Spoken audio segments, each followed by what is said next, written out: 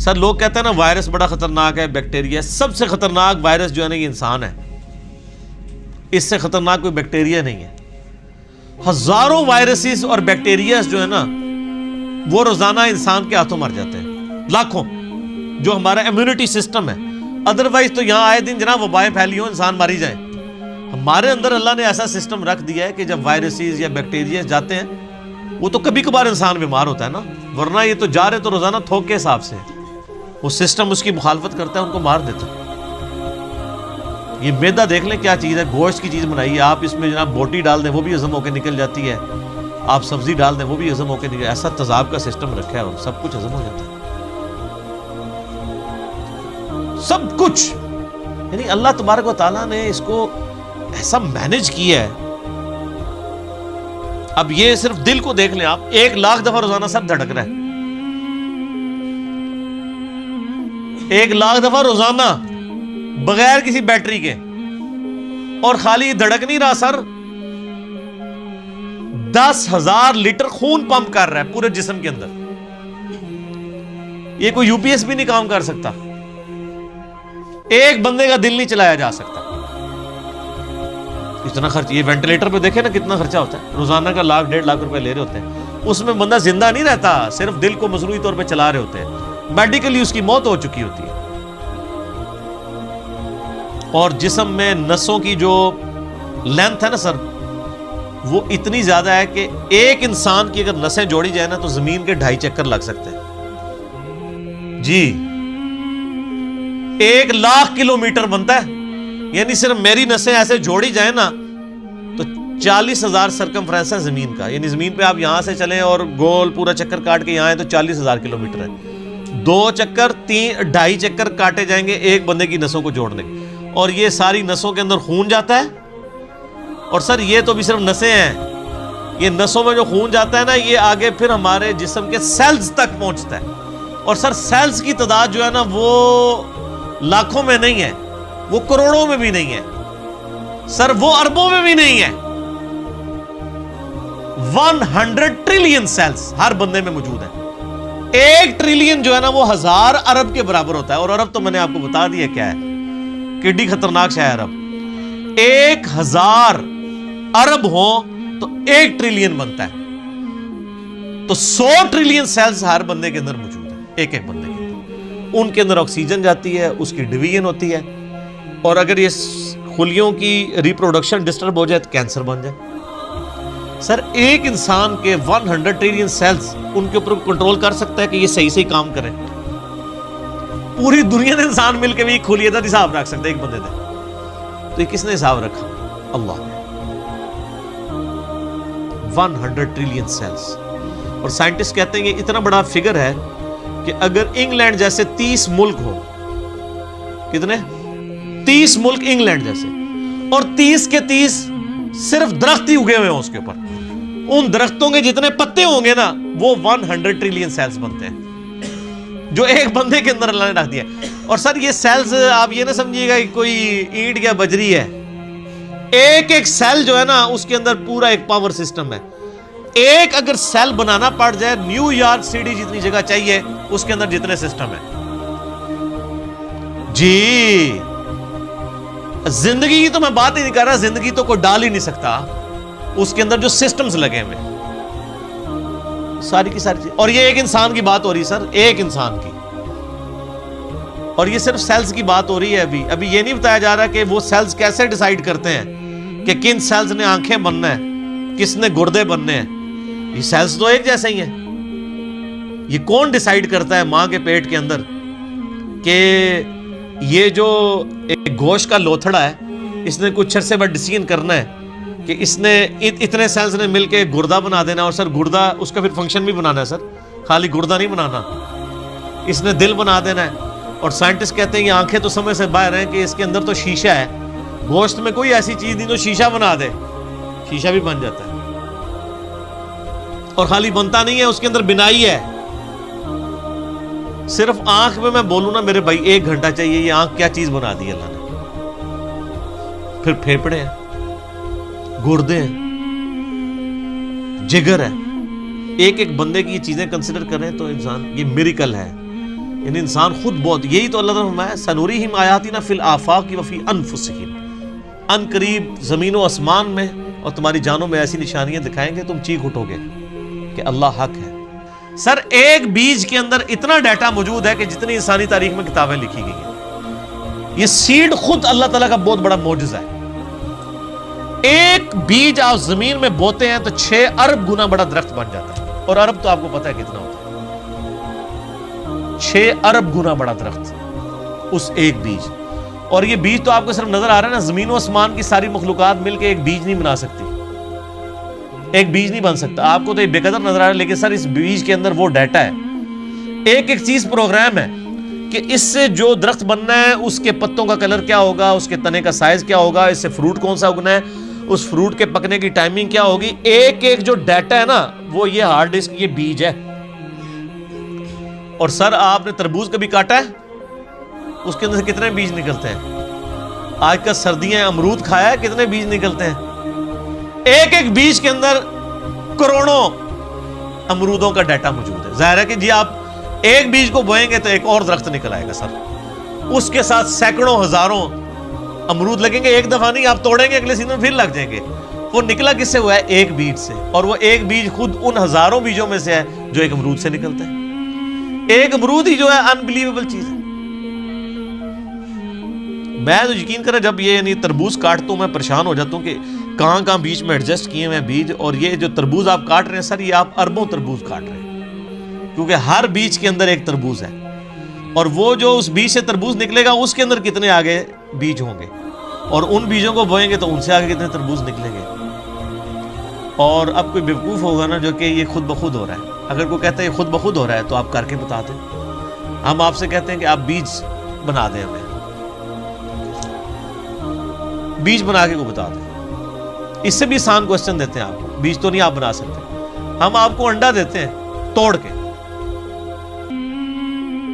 آپ اس سے چوزا بنا کے بتا دیں۔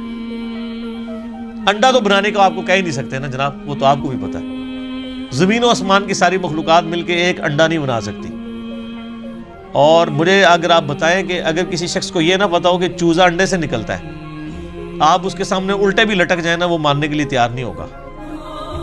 یار اس میں سے کیسے چوزا نکل سکتا ہے؟ اس کو تو پورا سسٹم ہے، اس کے تو ایک پوری ایروفائل سٹرکچر ہے اس کے پروں کی، اس کے اندر پورا ایک یعنی کھانے پینے کا نظام ہے، وہ پوری ایک زندگی ہے، اس لیسدار مادے سے بنتی ہے، اندر جا کے کون بنا دیتا ہے؟ کوئی ماننے کے لیے تیار نہیں ہوگا۔ اسی لیے میں ایک جملہ بولتا ہوں کہ اس کائنات میں جو کچھ ہو رہا ہے نا وہ معجزہ ہے، جو کچھ ہو رہا ہے، لیکن چند معجزات کے ہم عادی ہو چکے ہیں، اس لیے ہمیں معجزے لگتے نہیں ہیں۔ سر مردے کے زندہ ہونے سے بڑا معجزہ ہے انڈے میں سے چوزے کا نکلنا۔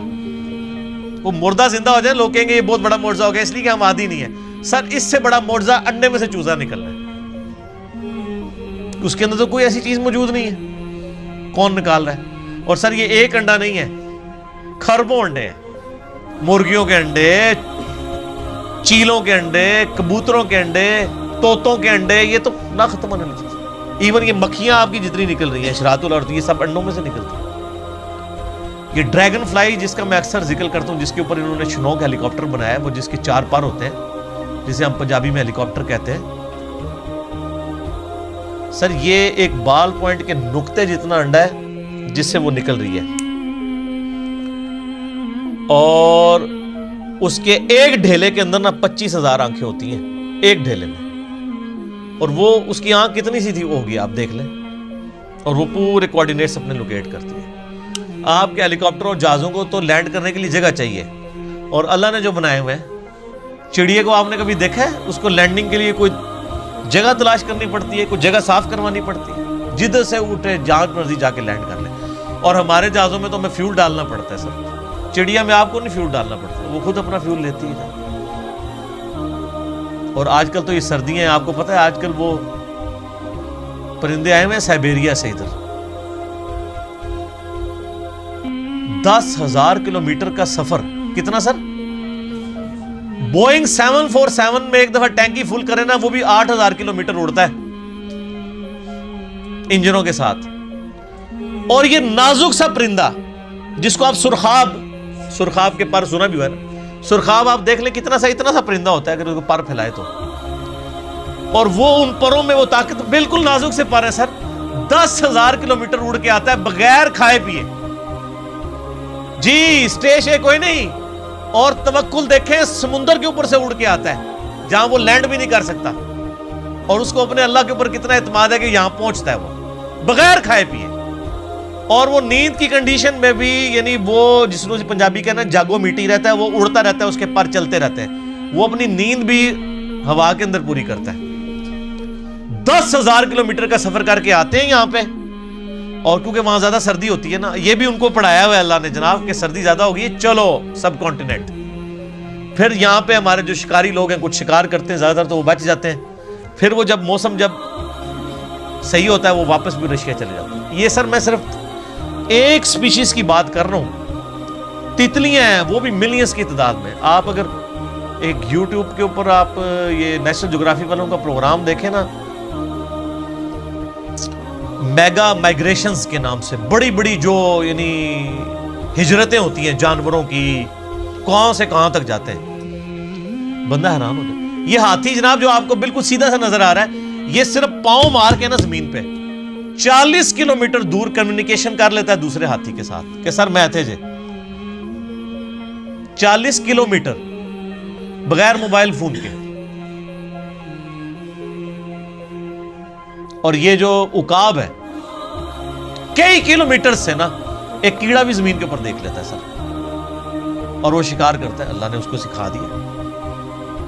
پھر اگر مچھلیوں کی طرف جائیں تو بندہ پریشان ہو جاتا ہے. کیا ایک یعنی گوشت کے ایک لوتھڑے کے اندر اللہ نے کیا ان کے اندر پوری چیزیں فٹ کر دی ہوئی ہیں. سمندر کے اندر کوئی مطلب انڈیکیٹرز تو نہیں لگے ہوئے کہ یہ مشرق ہے، یہ مغرب ہے، شمال ہے، جنوب ہے. ان کے دماغ میں کمپاس لگی ہوئی ہے. یہ سائمن مچھلیاں کہاں سے چلتی ہیں، کہاں تک واپس پہنچتی ہیں، کدھر کدھر سمندر میں ٹریول کرتی ہیں، اپوزٹلی پھر پہنچ بھی جاتی ہیں. اللہ تعالیٰ فرماتا ہے رزقا للعباد. یہ جو کھجوروں کا ذکر کیا یہ کھانے کے لیے رزق ہے، میرے بندوں کی روزی. اللہ اکبر. وَأَحْيَيْنَا بِهِ بَلْدَةً مَيْتًا. اور اس پانی کے ذریعے ہم مردہ زمین کو زندہ کر دیتے ہیں. كَذَلِكَ الْخُرُوجِ. تمہیں بھی اسی طریقے سے ہم نکال لیں گے. وہ جو سوال ہوا تھا نا جب ہم مر کے مٹی ہو جائیں گے اور ریزہ ریزہ ہو جائیں گے، ذَلِكَ رَجْعٌ بَعِيدٌ. یہ تو دور کی بات ہے، ہم زندہ ہوں گے.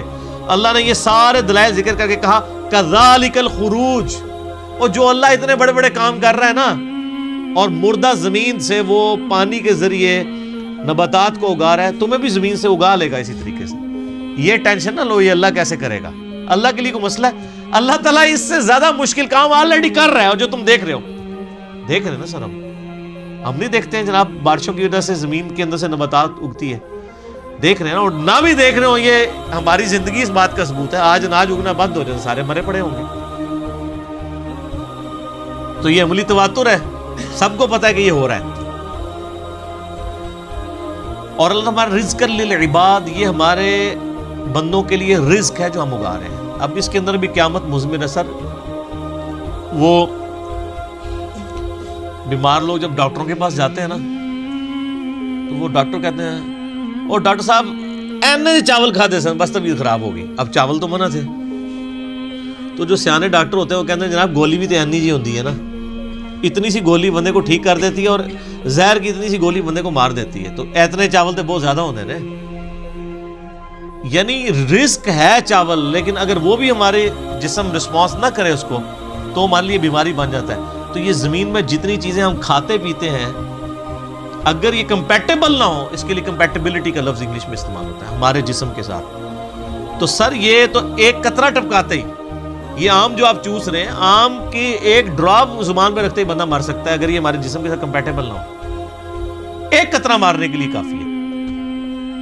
تو رزق للعباد میں قیامت مضمر ہے کہ ہم نے یہ صرف چیزیں اگائی نہیں ہیں، بندوں کے ساتھ کمپیٹیبل کر دی ہیں کہ یہ کھائیں گے ان کے جسم ہضم کریں گے. دیکھیں نا انسان گوشت بھی کھاتا ہے جناب، سبزیاں بھی کھاتا ہے، کس طریقے سے ہضم ہوتی ہیں. اگر یہ ہضم نہ ہو زبان پہ رکھتے ہی بندہ مر بھی سکتا ہے. آپ ذرا شیر کے سامنے تازہ ترکاری لا کے رکھتے ہیں جناب اگا کے، وہ جناب اس کو سونگے گا بھی نہیں. کیوں؟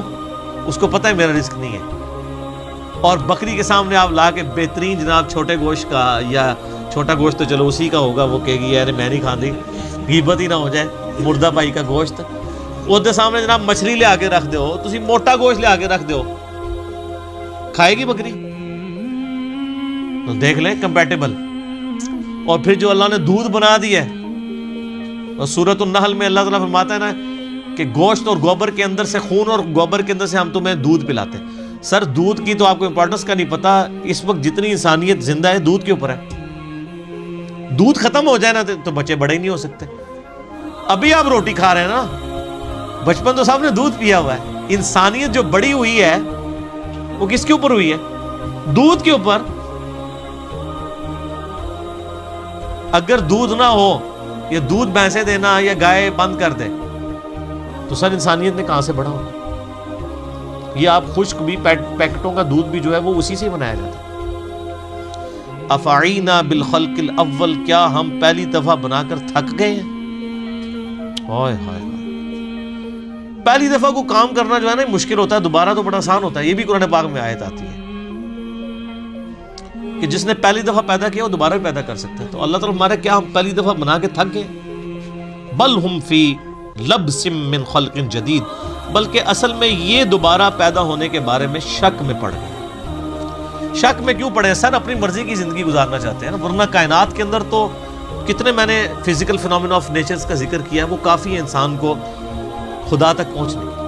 اور میں ایک اکثر جملہ بولا کرتا ہوں، God is the only explanation of all the physical phenomena in this universe. اس کائنات میں ہونے والے ہر فزیکل فینومینا کی ایکسپلینیشن گاڈ ہے. سائنس ہمیں زیادہ زیادہ کہاں تک لے جائے گی؟ سائنس صرف ڈسکوری کرتی ہے سر. پہلے اگر انڈے کی وہ انہوں نے ڈسکوری کی کہ انڈے کے اندر چوزا بنتا ہے، اور اس کے بعد پھر ایک اور سٹیپ طے ہو گیا کہ اس میں کیمیکل ریئیکشنز کیا ہوتے ہیں. آپ جتنا مرضی کریں، آپ ڈسکوری سے ایک ایک سٹیپ اور طے کرتے جائیں گے، لیکن کریں گے ڈسکوری. انڈا کو بنا نہیں سکے گا، چوزا کو بنا نہیں سکے گا. اسی لیے بایولوجی کا یہ لا فائنل ہو چکا ہے کہ living things can never be created out of non living things. مرغی نہیں انڈا دینا ہے تو اس میں سے چوزا نکلنا ہے سر، انڈا کو بنا نہیں سکتا. آپ وہ انڈا آپ چاہے چوزے کے نیچے رکھ دیں، چاہے آپ اس کو کسی مشین کے اندر رکھ دیں، یعنی وہ چوزا نکلنا ہے اس انڈے کو مرغی کے نیچے رکھنے سے یا مشین میں، لیکن وہ مرغی نہیں انڈا دینا، بنا نہیں سکتی. لیونگ تھنگس جو ہے وہ نان لیونگ تھنگس سے نہیں بن سکتی، لیونگ تھنگس سے ہی بن. تو یہ سائنس زیادہ زیادہ ڈسکوریز کرتی ہے. الٹیمیٹلی جب پوچھا جاتا ہے کہ ہاؤ، کیسے ہو رہا ہے، وہ کہتے ہیں it is physical phenomena of nature. ہم سے صرف آپ یہ پوچھیں کہ وٹ اور وائی، کیا ہوا؟ زلزلہ ہوا ہے، کیوں آیا؟ ٹیکٹونک پلیٹس کی ڈسٹربنس. کیسے ہو گیا؟ کس نے ڈیزائن کر دیا؟ وہ کہتے ہیں it is physical phenomena of nature. اسی کے پیچھے تو خدا ہے جو ڈیسائیڈ کرتا ہے کہ کس وقت کیا کام ہوگا.